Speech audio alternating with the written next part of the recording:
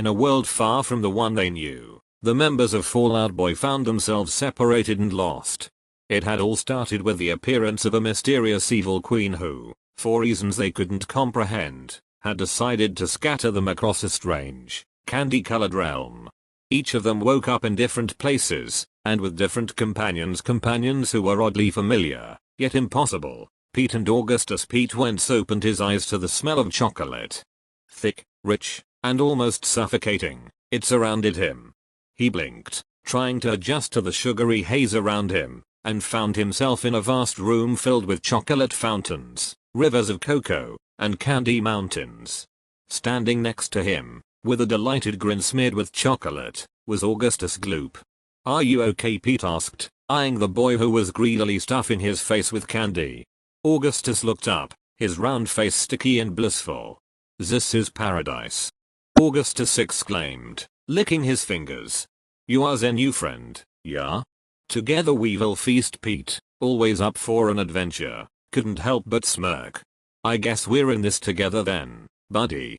But we need to figure out how to get back." Joe and Mike. Meanwhile, Joe Troman found himself in what appeared to be a room filled with flashing lights, strange machinery, and giant screens. Beside him, a young boy, with a smug expression and holding a remote, tapped at a screen as if playing a video game. It was Mike Teavee. "Hey, man, what's going on?" Joe asked, rubbing his head, still dazed from the sudden transportation. Mike snorted. "You've never seen anything like this, huh? Old man. This is the future, and I'm the king of it." Joe rolled his eyes. "Great." Stuck with the human glitch, still, as annoying as Mike was, Joe knew they had to team up to escape this weird world.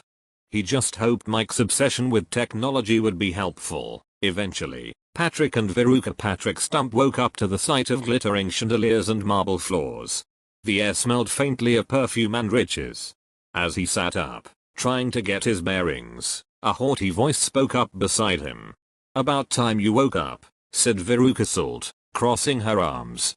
She looked at him as if he were beneath her, standing in an elegant gown that somehow remained spotless in this chaotic world. Patrick blinked. Hi? Who are you?" Veruca huffed. "I'm Veruca Salt, of course. And I want to get out of here now." She stamped her foot. "Whatever this place is, I don't care. I want it fixed." Patrick, ever the problem solver, stood up and dusted himself off.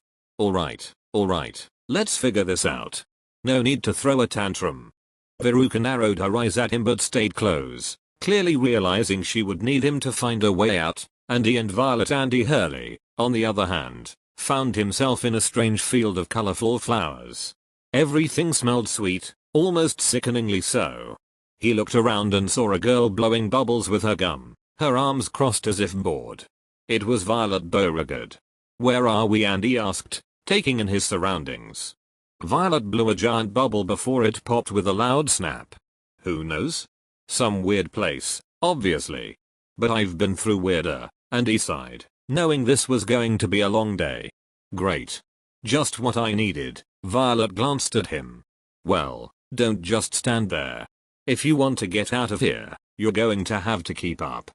The Evil Queen's game. Unbeknownst to the band members and their candy-coated companions, the Evil Queen watched them from her crystal throne, her eyes gleaming with malice. She had cast them into this bizarre world for her own amusement, scattering the band and pairing them with the very children who had once caused chaos in Willy Wonka's factory. "If they want to reunite," she whispered, her voice dark and sinister, "they will have to survive my world, and these troublesome brats." The Queen's laughter echoed through the candy-colored skies as the band members began their journeys, each of them unaware of the challenges they would soon face.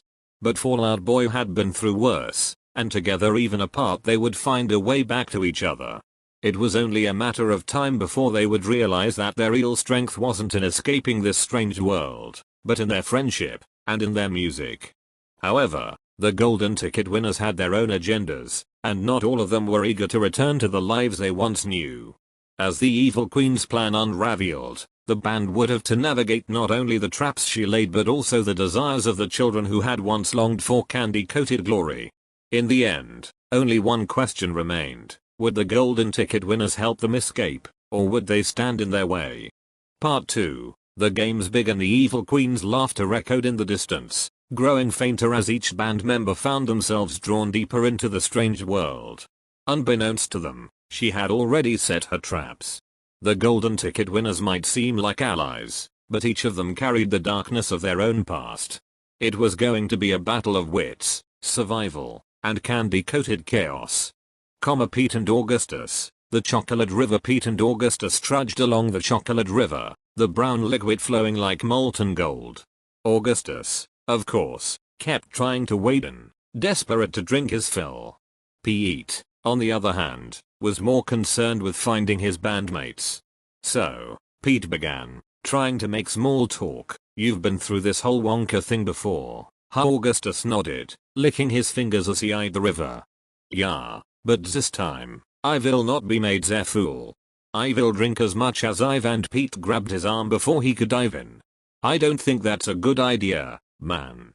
Something about this place feels off." Just as the words left his mouth, the river began to churn violently. A shadowy figure emerged from beneath the surface, its form twisting and growing until it towered above them. It was made entirely of chocolate, its eyes glowing red. "The queen sends her regards," the chocolate beast growled before lunging at them. "Run!" Pete shouted, dragging Augustus away from the river. As they sprinted through the candy-coated landscape, Pete realized that escaping this world was going to be harder than he thought. Joe and Mike, the digital trap. Joe was getting frustrated. Mike Teavee had been glued to his screens, frantically tapping at his remote and mumbling about controlling the system. "Dude, we need to focus," Joe said, waving his hand in front of Mike's face. "We're not going to hack our way out of here," Mike scoffed, not even looking up. "You just don't get it. I'm trying to find a way to control the queen's tech. She's using this whole place like a simulation. If I can find the source code, we can rewrite our way out." Joe raised an eyebrow. "So, you think this world is, like, a video game?" Mike finally looked at him, a smirk on his face. "Everything is a game.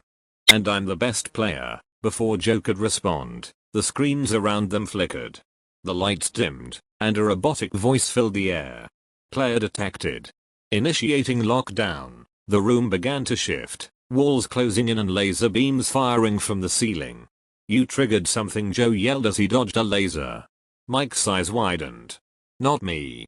"She did. They were in the queen's digital trap now, and if they didn't think fast, it wouldn't matter how good of a gamer Mike was." Patrick and Veruca, the golden cage. Patrick was growing tired of Veruca's complaints. She had been whining non-stop about wanting to leave, demanding that he do something, as if he had any control over the situation. They had stumbled upon a grand palace made entirely of gold, its walls gleaming in the sunlight. "I'm not staying here any longer," Veruca snapped. "This place is beneath me. I should be the queen of it all." Patrick rubbed his temples. "Look, we need to focus. We're trapped in some weird candy world, and I'm trying to figure out how we got here." Veruca rolled her eyes. "You're so slow. Just find someone to get me out of here. I want this entire palace for myself." As if in response to her greed, the golden walls began to shift, forming bars around them. Patrick jumped back as the floor beneath them turned into molten gold, rising slowly like quicksand. Veruca screamed, trying to cling to one of the golden bars. "What's happening, Dart?" Patrick gritted his teeth. "The queen's magic must be responding to your greed." The more Veruca wanted, the faster the gold rose, trapping them both in a gilded cage. If they didn't figure out a way to quell Veruca's insatiable desire, they would both be swallowed by the very thing she craved. And he and Violet, the Garden of Temptation. And he and Violet wandered through a bizarre garden, filled with plants that looked too perfect. Each tree bore fruits that glistened in unnatural hues, flowers that emitted sweet, intoxicating scents. Violet was bored, blowing bubble after bubble. "This is lame," she said. "I've seen weirder stuff at Wonka's factory." Andy, however, was wary. "Don't eat anything," he warned. "This place doesn't feel right." Violet rolled her eyes but continued walking. "You're no fun." As they ventured deeper, a soft voice called out to them. It was hypnotic, soothing. "Why resist? Take a bite. One taste, and all your dreams will come true." Violet's eyes sparkled. Sounds good to me. She reached for a bright blue apple hanging from a nearby tree, but Andy grabbed her arm. Wait, he said.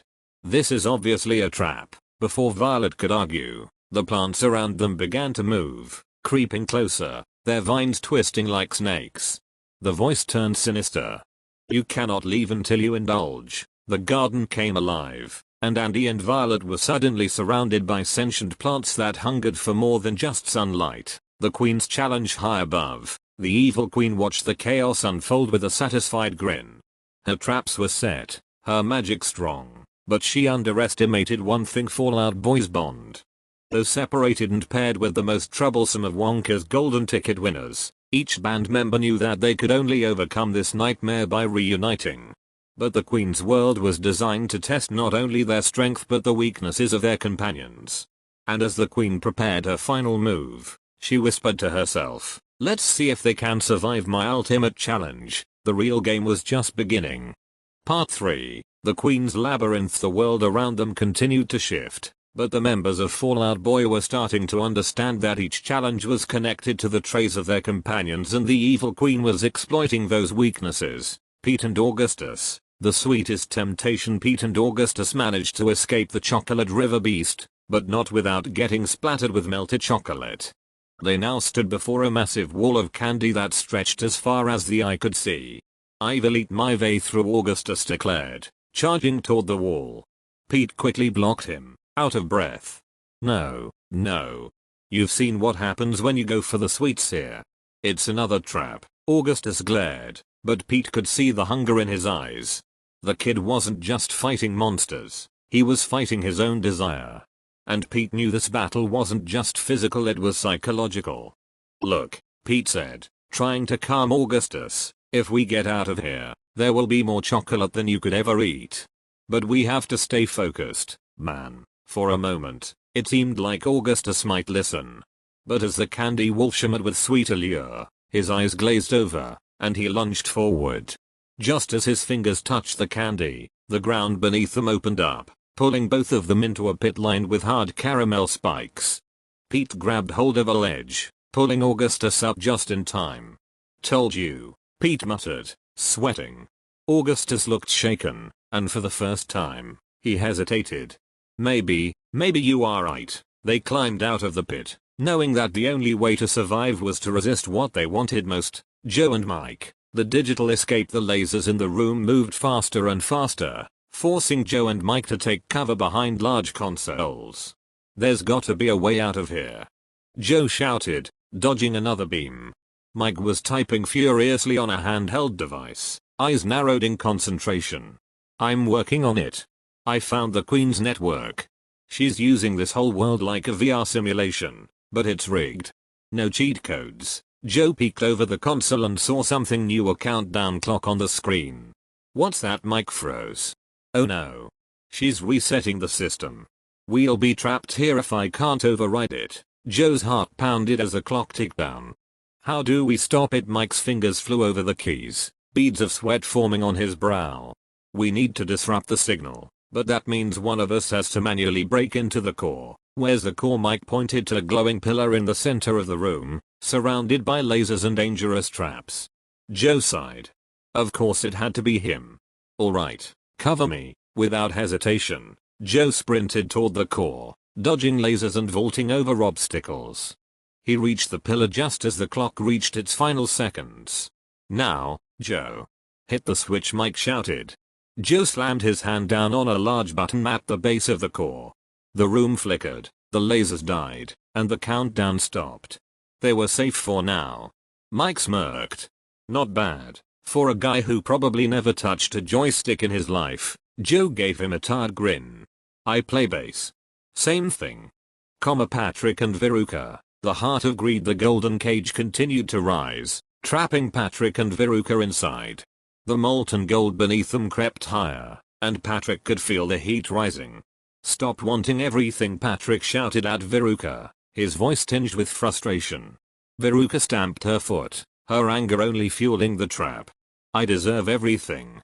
I've always gotten what I wanted." Patrick shook his head. "This isn't about what you deserve. The more you want, The worse it gets. Veruca's eyes flickered with fear as she saw the molten gold inching toward them. For the first time, her voice softened. But I don't know how to stop. Patrick took a deep breath, knowing this was their only chance. It's okay to want things. But you have to let go of the idea that you need everything. You can't control everything. Veruca hesitated, her fists clenched, but then she looked at the rising gold. Slowly, she closed her eyes and whispered, I don't want it anymore. The moment she said those words, the cage stopped rising. The molten gold cooled and hardened, turning into solid ground beneath their feet. Patrick breathed a sigh of relief. Veruca, shaken but grateful, looked at him with wide eyes. How did you know that would work? Patrick shrugged. Let's just say I've learned a lot about letting go. Andy and Violet. The poison garden. Violet's hand hovered over the blue apple, but Andy's warning kept her frozen in place. The plants continued to creep closer, their vines wrapping around them, tightening with every second. We have to get out of here, Violet yelled, blowing another bubble in frustration. I'm trying to think, Andy said, his eyes darting around. The garden was alive, feeding off their hesitation, their fear. He had to figure out how to fight back, and quickly. Then it hit him. The voice, the one telling them to indulge, was feeding on their desires, just like the queen had done to the others. If they stopped wanting, the garden would lose its power. Violet, Andy said, turning to her, you've already won before, right? You survived the factory, yeah, but she started, but Andy cut her off. Then you don't need this. You don't need to win again. You've already proven yourself. Violet blinked, her bubble popping in surprise. I don't need to win, no, Andy said, more certain now. You're already enough. Violet hesitated, but then she nodded. She stepped back from the apple tree, her hands at her sides. The plants recoiled, their vines retreating as the garden's grip loosened. The moment Violet let go of her need to win, the garden faded into a calm, quiet meadow. They were free for now. The queen's final move back in her crystal throne. The evil queen snarled in frustration. Her carefully laid plans were starting to unravel. These fools, these children, were supposed to fall to their own weaknesses. But somehow, Fallout Boy had managed to guide them past the traps. She clenched her fists, her magic pulsing with dark energy. It's time I dealt with them personally. With a wave of her hand, the queen summoned her final challenge, the labyrinth. A twisted, ever-shifting maze that none had ever escaped. She would pit them against their deepest fears and see how long their friendship lasted when faced with true terror. And so, the queen cast her spell, warping the world around them once more. The labyrinth awaited, and this time, only the strongest bonds would see them through. Part 4, the labyrinth of fear. The ground shifted beneath their feet, and the world around them twisted into an impossible maze of dark corridors and towering walls. Each band member, along with their golden ticket companion, was now separated once again, wandering through the shadows of the queen's labyrinth. The evil queen's laughter echoed in the distance, a constant reminder that this was her final game. But Fallout Boy had faced many challenges before, and despite the queen's twisted designs, they knew that their only way out was together. Pete and Augustus. Facing the hunger, Pete and Augustus stumbled through the maze, the walls closing in on them, twisting and turning with every step. The air smelled faintly of chocolate, but something darker lurked beneath an all-consuming hunger that gnawed at both of them. This place is playing with our minds, Pete muttered, his eyes darting around as the walls began to shift again. It's trying to get inside our heads. Augustus was quiet, unusually so, and Pete turned to see him staring at a massive, floating chocolate cake just ahead. It was dripping with syrup, each layer more tempting than the last. Augustus' eyes glazed over, his hands trembling as he reached for it. Augustus, no, Pete shouted, grabbing his arm. It's not real. It's just another trap. But Augustus' hunger was too strong. The cake grew larger, more menacing, until it towered over them, a monstrous confection dripping with sweet poison. Its sugary layers began to twist into sharp, jagged edges as it lunged toward them. Pete thought fast. You don't need this. You're stronger than that. Augustus hesitated, his gaze flickering between the cake and Pete's words. With a deep breath, He clenched his fists and stepped back, forcing himself to look away from the illusion. As soon as he did, the monstrous cake dissolved into mist, and the walls of the maze shifted once more, opening a path ahead. "You did it," Pete said, clapping Augustus on the shoulder. "You fought it." Augustus, panting, managed a small smile. "Maybe I do not need to eat everything after all." Joe and Mike, the mirror of ego. Joe and Mike wandered into a vast hall of mirrors, each one reflecting distorted versions of themselves. Mike, always self-assured, smirked at his own reflection. But as they moved deeper into the hall, the reflections became more twisted, more malicious. In one mirror, Joe saw himself aging rapidly, his face withering and his body growing frail. In another, Mike saw himself as a tiny, insignificant figure, lost in a sea of flashing screens. "I'm not scared of this," Mike muttered, but his voice wavered. Joe, on the other hand, had seen enough. "This is another one of her tricks," he said. "It's just feeding off our fears." But Mike was glued to the mirrors, staring at his reflection in disbelief. "I'm not small. I'm the best." "I'm you," Joe interrupted. "And that's enough. We don't need to be perfect. We just need to keep going." Mike looked at Joe, uncertain, but after a moment, he nodded. As they turned their backs on the mirrors, the reflections faded, and the path ahead became clear once again. Patrick and Veruca, the temptation of power. Patrick and Veruca found themselves standing before a grand throne made of golden jewels, towering over them with a radiant glow. Veruca's eyes lit up at the sight, her fingers itching to reach out and claim the throne as her own. "It's mine," she whispered, stepping forward. "All mine." But Patrick knew better. He could feel the pull of the throne, the seductive whisper of power that called to anyone who desired it. "Veruca, don't. That's what she wants you to do." Veruca hesitated, her hand hovering over the armrest of the throne. "But I've always wanted this. I deserve it." Patrick shook his head. "You deserve more than an illusion of power. This throne isn't real. None of this is. If you sit on it, you'll be trapped here forever." For the first time, Veruca looked conflicted. Her hand dropped to her side, and she stepped back. "You're right," she said softly. "I don't want to be trapped." The throne shimmered and vanished, revealing another path ahead. Patrick smiled at Veruca. "You did it." Veruca nodded, a hint of gratitude in her eyes. Maybe I don't need everything after all." Andy and Violet, the race against time. Andy and Violet raced through the maze, the walls shifting and collapsing behind them. The Queen's voice echoed in the distance, counting down the seconds until the entire labyrinth would close in on them. "You always want to be the best, right?" Andy said, breathless as they ran. Violet glanced at him, blowing a bubble. "Yeah? So then let's win this together." Violet's competitive spirit flared. "Fine. But don't slow me down." As they sprinted through the maze, they could hear the walls crumbling, the time ticking away. But for once, Violet wasn't racing to win for herself. She was racing to survive, with Andy by her side. They skidded around the corner and saw the final door just ahead. With one last burst of speed, they burst through it, tumbling out into the open air just as the labyrinth collapsed behind them. Violet grinned, her bubble gum popping. "Not bad, for a drummer," Andy smirked. "Not bad, for a gum chewer." The final confrontation. As the band members and their companions reunited, they found themselves standing before the evil queen, her crystal throne hovering in the air above them. Her eyes burned with anger, her magic crackling like dark lightning. "You've defied me at every turn," the queen snarled. "But this ends now." Pete stepped forward, his fists clenched. "We're not scared of you. We've faced worse."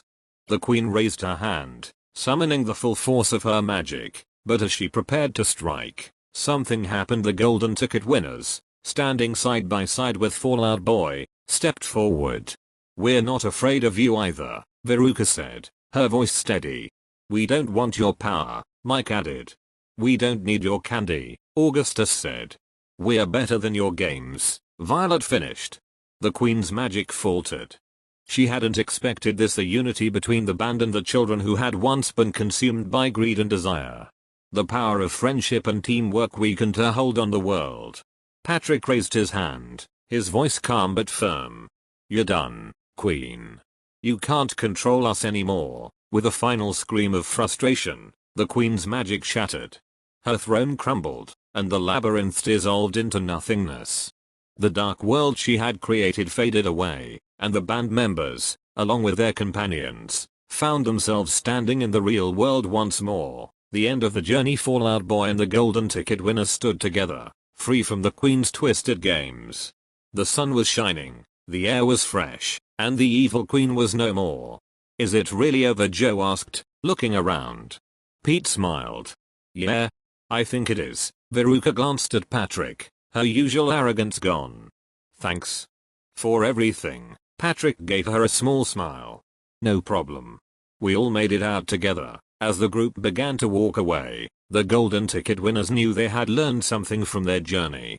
It wasn't just about getting what they wanted or winning at all costs, it was about finding strength in themselves and in others. And as for Fallout Boy, they had faced the Queen, defeated her magic, and made some unexpected allies along the way. But most importantly, they had done it together. And that was the real victory. To listen to more stories about Fallout Boy and the golden ticket winners, visit ellisland890.com. Read and check out our entire library unlimited. No need to pay for anything. The whole library belongs to you and everything is free.